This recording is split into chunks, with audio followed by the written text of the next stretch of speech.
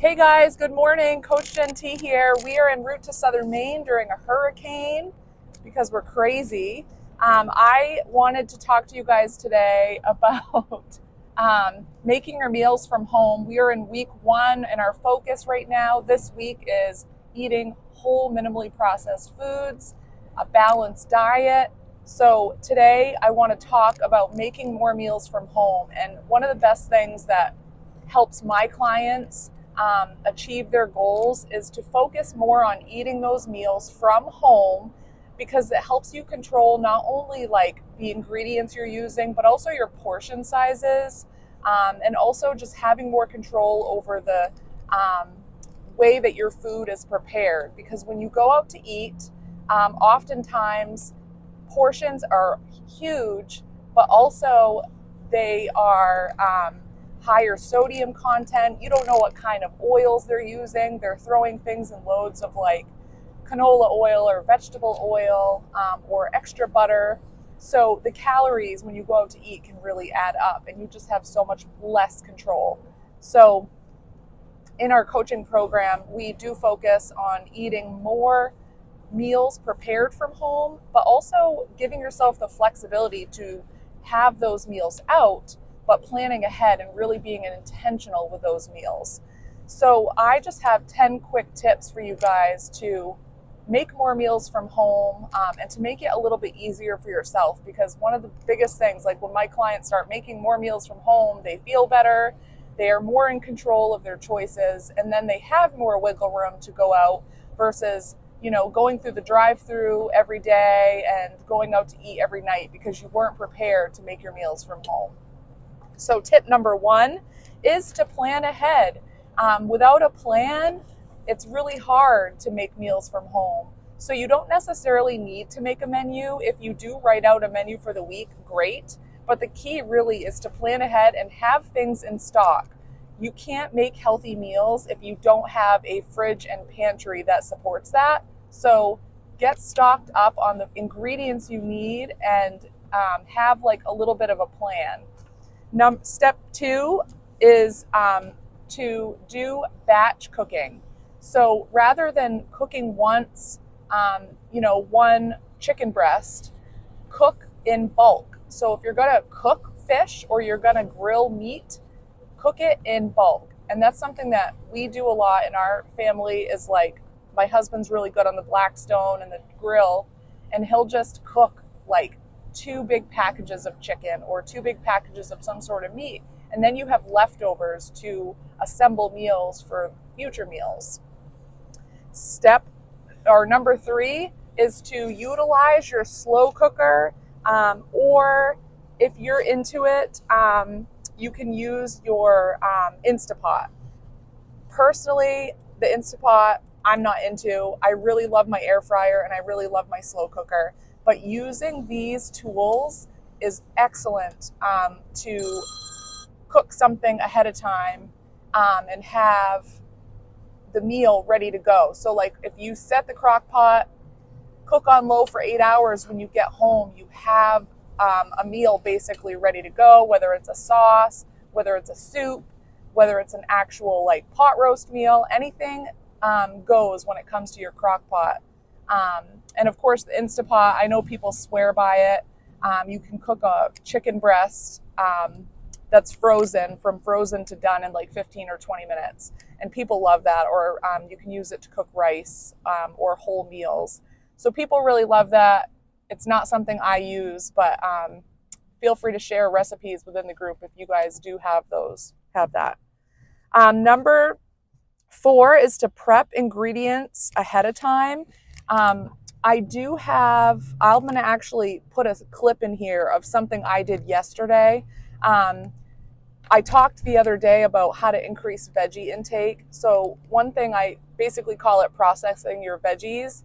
So when you get home from the grocery store, rather than having like the stalk of celery and the carrots that aren't peeled and the cucumbers that are whole, it's much easier to have things ready to go when you are going to start cooking a meal. So like, for example, get those onions diced up, get the peppers ready and sliced up. My client that loves fajitas did that recently, and she found that like having fajitas was so much easier when the bell peppers were already sliced. And then just get your vegetables peeled. You can prep your protein. If you have any like trimming of meats, you can trim the fat ahead of time. And that little bit of prep time when you get home from the grocery store, or if you have an extra hour on a Sunday, or maybe during a hurricane like today, you can take that time to get your ingredients prepped for the week. And the other thing is you can marinate ahead of time, like your meats too, and season them and have everything just ready to go. So it keeps it so much easier. Number 5 is to make things, you can make freezer meals. Things like casseroles freeze really well. You can prep like a double batch of soup or a double crock pot meal, and you can freeze that very well. The other thing you can do, if you are batch cooking like chicken breast or some other sort of meat, I personally do this with chicken. You can actually grill your chicken and you can freeze it already cooked. So you don't have to worry about things going bad after 4 or 5 days in the fridge. You can actually freeze your meats already cooked into 4-ounce portions, put them in freezer bags, and then you're ready to go. You take your little portion of chicken out maybe the day before in your lunchbox, and it will be thawed for by the time you get to having it, and it's just like fresh cooked chicken. The next thing is you can use things like mason jars. You can make things like overnight oats. Check back on the page. Maybe a couple days ago, we shared a pumpkin. No, it was an apple overnight oat. You can do different kinds of overnight oats with, protein powder and yogurt and milk and oatmeal. And then you wake up and it's a quick grab and go in a mason jar. You can also do mason jar salads, which are really popular. You basically layer strategically your mason jar with the salad ingredients, and you can make a whole bunch of those. So you've got a load of mason jar salads in your fridge ready to go with the protein and the veggies you need for a whole meal. And of course, you can get mason jars in different sizes and do a whole bunch of different things with those. If you do a quick Google search on mason jar salads, it will give you like a little outline of how to layer your salad so that it doesn't get soggy at the bottom with the lettuce. Number 7 out of 10 is to cook once and eat twice. I do this all the time. So like if you're gonna make dinner, make enough so that you have leftovers for the next day or even 2 days after. And it's not like you need to assemble the meal exactly like you had it that night, but you can like refrigerate the extra rice that you had, or the pasta or the meats or the vegetables, and just have them in individual containers so that when it comes time to prep for the next day, you have an assortment of like already cooked things in your fridge that you can put together and make a meal for the following day. Number 8 is to invest in some good meal containers. We personally have just like a whole bunch of glass Tupperware containers. Glass, of course, you don't want to microwave with plastic. So if you have glass containers, you can microwave, reheat, and eat your meals right then and there. So get yourself some good glass containers in different sizes.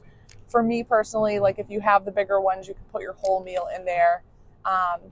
So I would highly recommend doing that. And then you can also get like bento box containers, which we do for Laura and her lunch. So you can individually have compartments of like a fruit and a vegetable and like a protein, like she really likes deli meat, or you can have chicken pieces or cheese or whatever it is.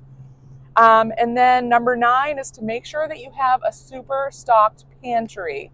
So some of our favorite pantry items are things like the 90-second rices. You can get like a jasmine rice or a basmati rice or a wild rice. Rice is a really good carbohydrate. And we also really like the Banza chickpea pasta. And of course, you want to have a lot of canned goods such as beans, like kidney beans and black beans are really versatile to make different things, especially in that crock pot. So try to stock up your pantry with the things you need.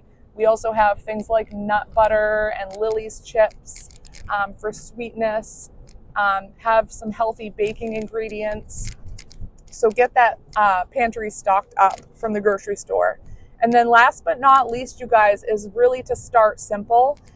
You don't need to incorporate a whole bunch of these tips all at once. Have like, this is what we do with my clients, is like you come up with 3 staple to go meals. It might be for the morning, it might be overnight oats or a smoothie.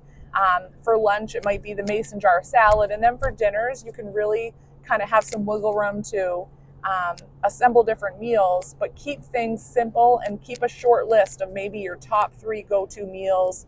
Or maybe Monday through Friday, you have this set night of what you have. Like, for example, you have tacos one night, maybe Friday night is pizza night, and you can just basically have healthier versions of meals, have all of these things in your back pocket, so it takes the thinking out of trying to figure out what you're going to have, and you always are prepared with the healthy meals from home. So that's it for today, you guys. Stay tuned, and we will have some healthier dining out tips for when you do decide to get dine out or takeout.